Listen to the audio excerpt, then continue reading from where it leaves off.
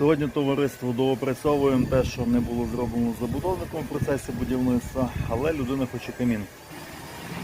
Львів, Сихів, Зубра, кухня-студія. Ось тут передбачено забудовником шахту під гільзування. А ось тут зараз будемо прокладати магістраль для забору повітря, для горіння топки в майбутньому.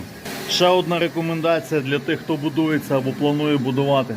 Просіть своїх архітекторів, виконробів, щоб лишали відкриту шахту для гільзування. Ось такого формату.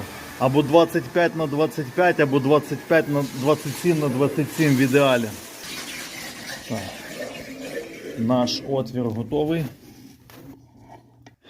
Чому лишати відкритий отвір? Тому що ми прийдемо, потрібно буде гільзувати, і відповідно це все треба буде розбивати, щоб засунути гільзу і зробити вам гільзування димоходу, вивести підключення димоходу, зробити ревізію, якщо є можливість з іншої сторони. Тобто залишайте ці речі відкриті, тому що один раз ви платите за роботу і за матеріал, другий раз ви платите за демонтаж і знову за матеріал, щоб це все закрити. Якісні каміни, печі, димоходи, телефон в шапці профілю, звертайтеся. Всім гарного дня.